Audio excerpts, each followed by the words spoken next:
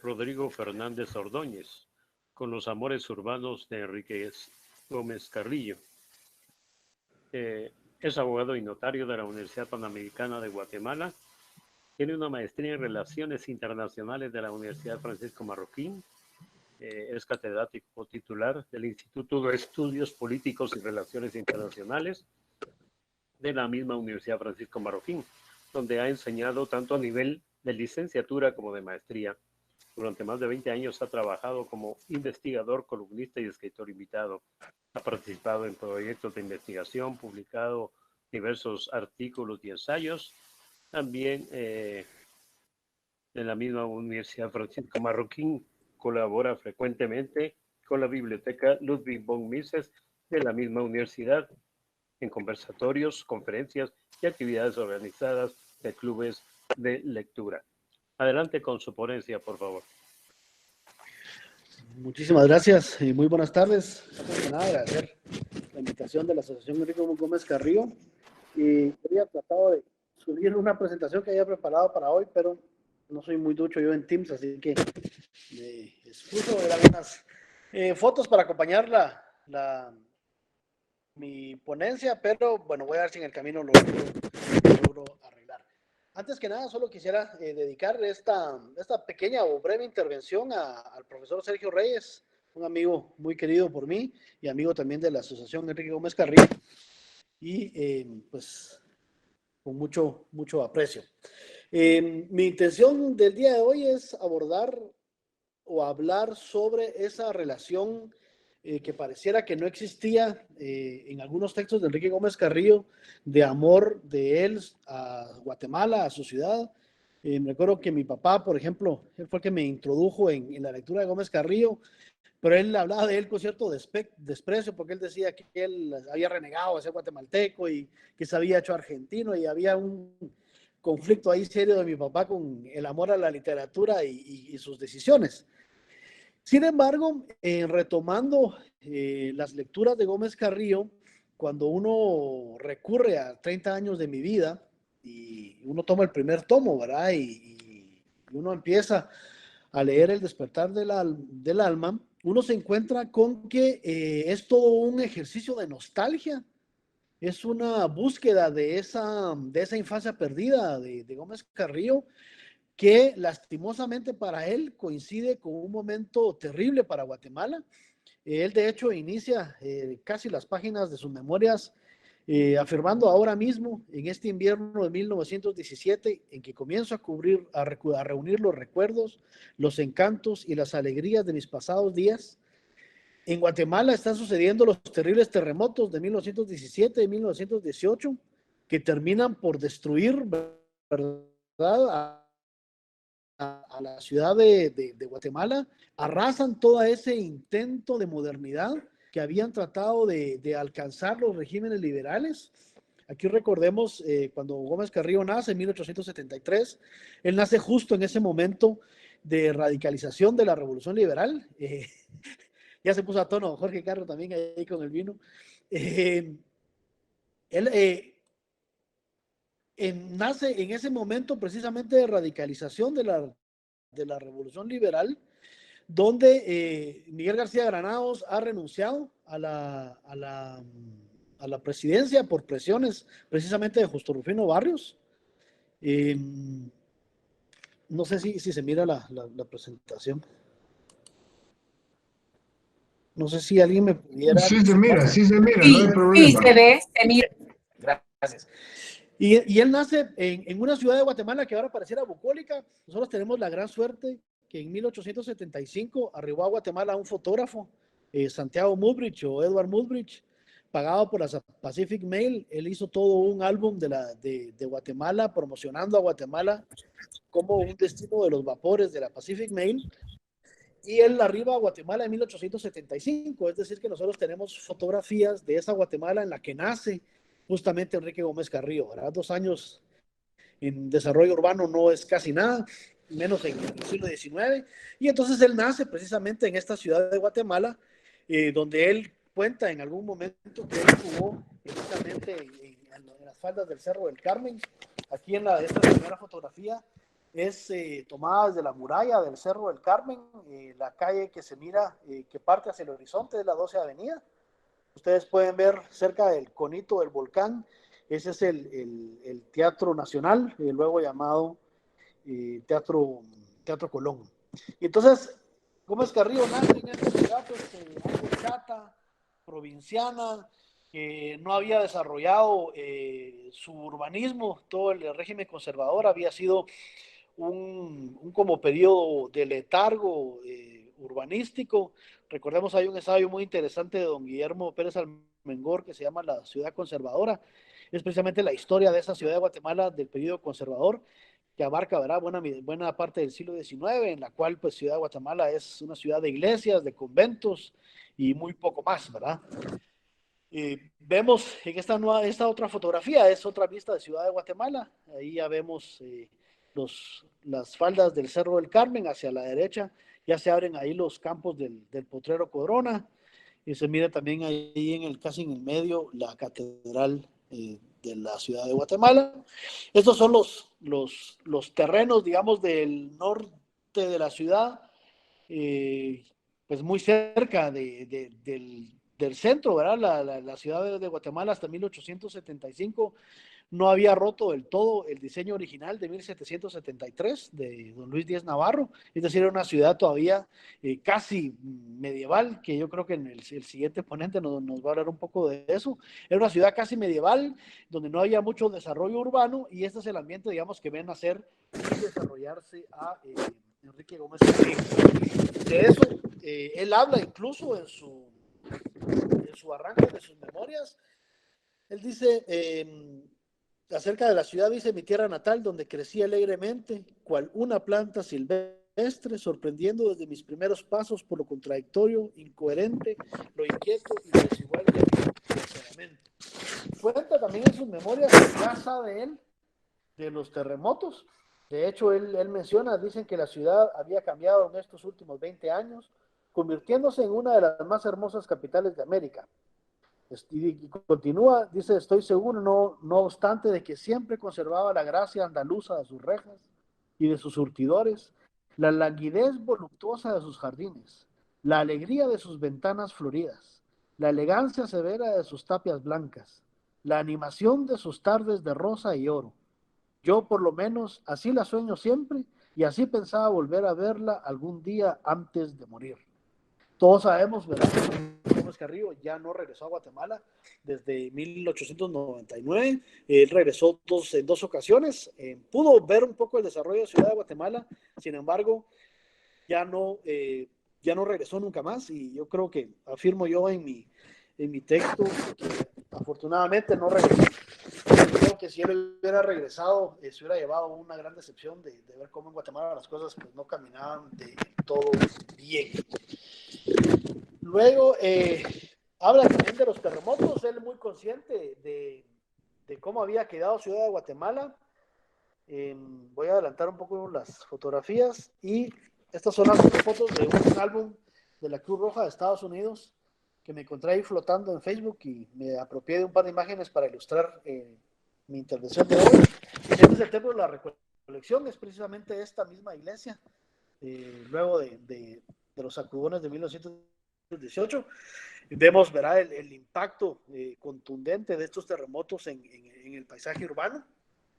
Y Gómez Carrillo lo sabe, y él dice: ahora que leo con espanto los detalles de la catástrofe, me doy cuenta de que había algo de urgente en los clamores que me solicitaban. Todo ha desaparecido, todo. El teatro en que por primera vez oí los acentos de la pasión legendaria se ha convertido en la tumba de un centenar de seres humanos. La iglesia en que recibí las aguas bautismales se ha hundido. La ciudad casi entera en un campo de ruinas.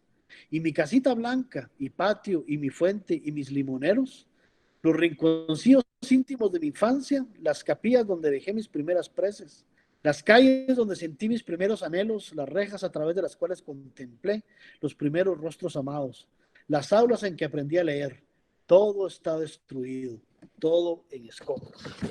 Y entonces aquí vemos este ejercicio, ¿verdad?, de búsqueda de su memoria, un poco, me imagino, presionado por las memorias de Rubén Darío, que él ya había publicado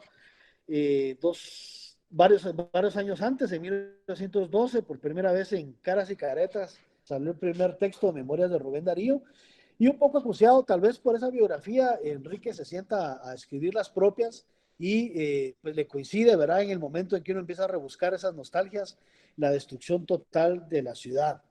La ciudad de Guatemala, cuando la abandona Gómez Carrillo para irse a Europa, era una ciudad que apenas estaba despertando, si bien ya empezaban los primeros visos de modernidad. Por ejemplo, la ciudad había empezado los famosos ensanches, ¿verdad? Como se le llamaba antes a la ampliación de la ciudad, hacia el sur. Había empezado también la urbanización de cierto ensanche hacia el norte, había absorbido el pueblo de indios de Jocotenango, ya lo había vuelto parte de la ciudad, y se había construido también ya el hipódromo del norte y la avenida, ahora se llama Simón Cañas, donde precisamente vive Eda, que era una de la que despierta o inaugura a Gómez Carrillo en el amor. No los quiero aburrir mucho con el desarrollo urbano de la ciudad. El texto era un poco esa reflexión de cómo habían ido apoderándose de la noche, la evolución del alumbrado público, cómo era la ciudad, pero no quisiera yo aburrirlos con esto. Solo decir que hay un periodo de transición, de modernización de todos los gobiernos liberales, donde ya en 1883, por ejemplo, se inaugura el alumbrado eléctrico en Ciudad de Guatemala. Se contratan 135 bujías para iluminar la ciudad. Y, por ejemplo, los principales usuarios del servicio de energía eléctrica, ya en este año tan lejano, era el Teatro Nacional, que había contratado 10 focos, el Club Guatemala, que había contratado 8, el presidente de la República, el general Manuel Lisandro Varías, que es el que lo manda a Madrid a su beca para que estudie y haga propaganda del gobierno. Él había contratado 4 lámparas y las demás lámparas están instaladas en las calles, eh, y eran unas bombillas de tipo incandescente patentadas por Tomás Alva Edison y que eran en su momento el colmo de la tecnología. Luego, en 1882, se había ya inaugurado el tranvía, que no era un tranvía eléctrico como en otras ciudades, sino era un tranvía ahí medio rudimentario, jalado por mulas, el que todavía cuando Miguel Ángel Asturias es estudiante, él todavía lo vuelve parte de un escenario de su novela Viernes de Dolores, ¿verdad? Porque ahí matan a un estudiante. Y en 1882, ya había, 83, ya se había integrado el puerto de San José con Ciudad de Guatemala con la inauguración del ferrocarril del sur. Uno ya podía tomar el ferrocarril en Ciudad de Guatemala y bajarse en el muelle para subirse al barco. Una experiencia muy parecida a los europeos, ¿verdad? Cuando de la Garza en Lazaro uno podía tomar el tren hacia el puerto del Jabre y eso era el colmo, digamos, de la modernidad. Sin embargo, esta es la ciudad de Guatemala que abandona Gómez Carrillo cuando viaja hacia Madrid, y la ciudad pues obviamente continúa con su desarrollo urbanístico, sobre todo cuando se urbaniza una parte del oriente de la ciudad, ahora en la zona 12, la Reformita, cuando se reparten tierras a los soldados que hayan participado en la Revolución Liberal, y las goteras de la ciudad se empiezan a integrar a ese conglomerado urbano, que es el que va a desarrollar pues principalmente el presidente José María Reina Barrios, que va a tratar de dotar a la ciudad de un aspecto de modernidad. Recordemos que el presidente Reina Barrios había estudiado en Francia y él regresa con la idea de convertir a Guatemala en la pequeña París. Él diseña, ¿verdad?, el paseo de la Reforma, el Boulevard 30 de Junio y la finca Aurora, que se la habían expropiado a Alejandro Varía, la vuelve en un intento de los bosques de Bolonia, de París, como una forma de embellecer la ciudad. Y este es el espacio entonces donde Gómez Carrillo deja sus nostalgias. Él dice, porque mi primera fama, lo confieso ruborizado y contrito, se la debo a mis diabluras callejeras. Capitaneando una tropa de chicos traviesos, íbamos todas las tardes, un amiguito mío y yo, en busca de aventuras peligrosas. Entablábamos batallas campales en un cerro que se llama El Carmen, asaltábamos tiendas de frutas, echábamos cohetes a las iglesias a la hora del rosario, dábamos serenatas a las chicas que más nos gustaban, y cuando alguien llevaba una queja contra nosotros, a mamá o a papá, confabulábamos para lapidar las ventanas de su casa. Entonces eran las travesuras, ¿verdad?, tremebundas de Enrique. Luego, cuando él crece, se inaugura en una prebohemia con su tío José Tible Machado, ¿verdad? Que era su mejor amigo. Rubén Darío los inaugura en el culto a Abaco, y él cuenta que empleábamos más horas en beber copas de aguardiente en la trastienda de un bar mal afamado que en escribir los artículos para el Correo de la Tarde, y es este momento en que él decide entonces viajar a París. Recordemos que París es ese París del fin de siglo. Este es el aspecto más conocido de Enrique Gómez Carrillo, ¿verdad? Ese paso al cosmopolitanismo. Aquí en la imagen ven ustedes el campamento que se inauguró en los terrenos ahora del Teatro Reforma y de la Cámara de Industria, ahí al sur al norte, perdón, del Paseo de la Reforma en Guatemala, donde está más o menos el Ministerio de la Defensa. Era el campamento de la Cruz Roja, de todos los desplazados por el terremoto. Y aquí varias fotos que me parecieron interesantes compartir con ustedes de estos terribles acontecimientos. Entonces, Gómez Carrillo viaja a París, es una ciudad capital del mundo, ¿verdad? Donde ya han pasado cosas tremendas, no solo la reforma urbana del barón de Haussmann, sino también el París ocupado por los alemanes luego de la guerra, es también el París donde ya se había sofocado la comuna, y es un París también que había estado apropiándose del centro de la ciudad. ¿Se recuerdan ustedes que cuando el barón de Haussmann plantea la expansión de la ciudad a los bulevares y los nuevos barrios, la población originaria de ese París medieval es expulsada y es reasentada en los alrededores de la ciudad, ya en la periferia, y pues París se redefine, ¿verdad? Con los bulevares y las anchas calles que son pues la delicia de nosotros ahora, pero no precisamente de los desplazados en el momento.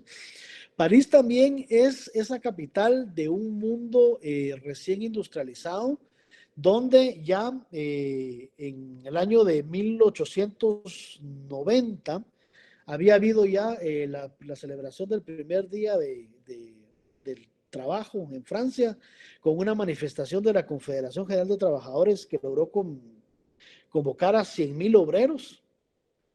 Es entonces también esa ciudad urbana con todos los problemas que pueden tener una ciudad de este tipo, pero también es una ciudad atractiva precisamente para alguien que venía pues de una ciudad tan bucólica y ¿verdad? Tan poco desarrollada como pudo haberlo sido la ciudad de Guatemala. Es también París en esta época una ciudad de crecimiento, de una clase media pujante, que es precisamente para la que escribe Enrique Gómez Carrillo, ¿verdad? A la que le dedica pues sus descripciones, no solo para los lectores franceses de clase media que lograban conseguir sus traducciones, sino también para esos latinoamericanos que se iban a establecer en París y que veían estos cambios, o los que desde Guatemala, Puerto Rico, Venezuela, soñaban con viajar a París en algún momento. Sus libros son entonces esa aventura de ese latinoamericano perdido en la capital del mundo, ¿verdad? Que encuentra su lugar. Es también la toma de temperatura de lo que está sucediendo en esa capital del mundo.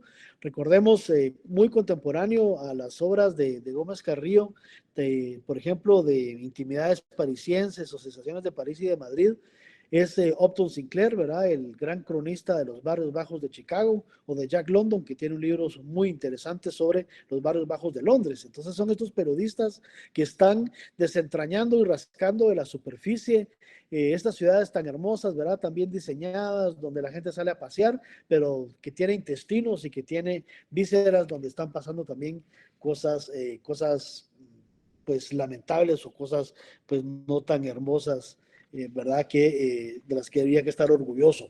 Gómez Carrillo se había definido a sí mismo como un escritor que buscaba la impresión, que buscaba también las sensaciones. Yo no dudaría en que Enrique Gómez Carrillo, a la par de ser un escritor modernista, era también un escritor impresionista. Y creo yo que coincide en su visión de esta París pujante, moderna, ¿verdad? Que está celebrando haber sido 2 veces la sede de la Exposición Universal. Aquí como dato complementario, para que nos demos una idea de cómo era el París de espacio de modernidad. Para la exposición de París de 1900 acogió a 32 millones de visitantes, es decir, una ciudad, ¿verdad?, en el apogeo de esta modernidad. De hecho, el lema de la Exposición Universal de París había sido París como capital de la civilización occidental. Y otro de los testigos que nos puede servir para ubicarnos en las lecturas de Gómez Carrillo, para darles un contexto, son las pinturas o lienzos de un pintor impresionista, Gustave Caillebotte, desconocido en su gran mayoría en su momento, porque él pintaba para sí mismo. Él era un hombre heredero de una gran fortuna. Su padre construía cáteres para el ejército francés y para la guerra de 1870 se habían hecho multimillonarios, y él apoyaba a los pintores impresionistas comprándoles sus pinturas, pero él mismo pintaba. Y aquí podemos ver que este es un como oportunidad que tiene Caillebotte de ir fijando en las retinas los lienzos de lo que estaba pasando en la ciudad. Aquí tomamos en cuenta que ya existía la fotografía, pero él insiste en recurrir a la pintura para ello. Y son como visiones muy interesantes de cómo estaba París en esa época. Aquí, por ejemplo, es París en un día lluvioso, es una escena de boulevard donde la gente, ¿verdad?, de clase alta y media, pues sale a pasear a las ciudades. Sin embargo, tiene otra pintura como los cepilladores del piso o se llama cepilladores de parquet también, ¿verdad?, que son estos obreros que son los que posibilitan la vida en estos apartamentos nuevos de la reforma de Haussmann, por ejemplo. La vida en el campo, ¿verdad?, de las personas que lo podían permitir. También otro paisaje urbano interesante, los obreros, ¿verdad?, que hacían posible también la renovación de la ciudad, este lienzo que se llama Los Pintores de Casas. Y por último, esta toma de pulso de Gómez Carrillo es tan auténtica porque él mismo, pues aquí yo hice un pequeño recorridito de las residencias que yo encontré, que menciona Rubén Darío, que menciona él mismo, o mencionan algunos de sus biógrafos, como Juan Manuel González Martel o Catalina Barros y Barrios. Son 7 direcciones donde vivió Gómez Carrillo. Es el itinerario vital, perdón, de él alrededor de la ciudad. Hubiera querido que fuera con más detalle, pero por eso puse las direcciones ahí, solo para identificar, pues más o menos, de una forma bastante arbitraria, por lo menos a qué división de la ciudad vivió. Y tenemos ahí, pues, solo identificados, como les digo muy escuetamente, las direcciones de Gómez Carrillo, pues sin quitar de que hayan, ¿verdad?, otras direcciones que yo no encontré. Por último, solo terminar con unas palabras de Enrique Gómez Carrillo. Uno se podría preguntar por qué él ya nunca regresó a Guatemala. Pues yo creo que la situación política del país no lo permitió. Yo creo que la muerte también del papá y de la mamá en 1908 y 1911 ya le fueron como tal vez quitando la gana de regresar a Guatemala. ¿Para qué? La hermana Luz se había establecido también en París, es decir, ya había cada vez menos razón para regresar a Guatemala. Guatemala, luego de los terremotos del 17, pues ve caer a Manuel Estrada Cabrera, su gran benefactor. Entonces ya tampoco tiene razón para ir a rendir pleitesía.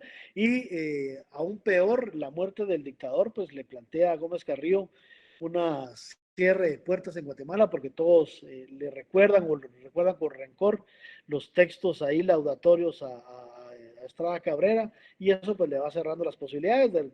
Recuerdan ustedes que Metternich le dice en algún momento que por qué no van a Guatemala, por qué no visitan Guatemala, y él le dice, mire, yo solo regresaría para que me insultaran. Y luego, a la muerte de Gómez Carrillo en 1927, su viuda Consuelo Suncín cuenta que Gómez Carrillo tenía intención de regresar. Yo no sé si le podemos creer a la señora. Yo creo que en realidad no había ninguna razón para Gómez Carrillo para regresar. Guatemala estaba precisamente en 1927 en una situación política dificilísima.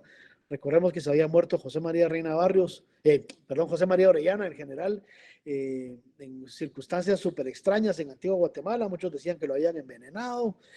Hay revoluciones y levantamientos militares uno cada día. Entonces la situación política de Guatemala tampoco permitía pues que Gómez Carrillo pudiese regresar. Y ya para terminar, solo les quería leer dos pequeños textos de Gómez Carrillo, espero no haberlos aburrido. Dicen, es una yo lo le pondría subtítulo de Declaración de Amor a París, dice, y es que París es un mundo, es que en París hay ciudades y 100 aldeas, es que París tiene todos los cielos, todos los climas, todas las bellezas, todos los contrastes. Encaminados hacia la estrella una tarde de estío en la apoteosis del sol, entre los esplendores de los campos elíseos, y sentirán en su corazón las exaltaciones imperiales de los triunfos latinos. Subid hacia Montmartre una tarde de otoño y experimentaréis las más dulces impresiones provincianas con un intenso deseo de vivir dulcemente, ni envidiados ni envidiosos. Id hacia los jardines de Luxemburgo un día de primavera, bajo un cielo color de flor de malva, recién lavado por una lluvia tibia, y toda vuestra adolescencia os subirá a la cabeza cual un vino renovador. Perdeos por entre las callejuelas venciables de la isla de San Luis, a la sombra de las torres de Nuestra Señora en un crepúsculo invernal, y sentiréis revivir a vuestro derredor la existencia de tiempos que hemos soñado con nostalgia. A París. Yo con esto terminaría, agradeciéndoles a todos su atención. La ponencia era un poco más larga, pero yo le había prometido a don Jorge no leérselas y no aburrirlos con todo el texto. Así que era un breve resumen. Quedo a sus órdenes si tuvieran algún comentario, y agradecido por la atención que me prestaron. Muchísimas gracias.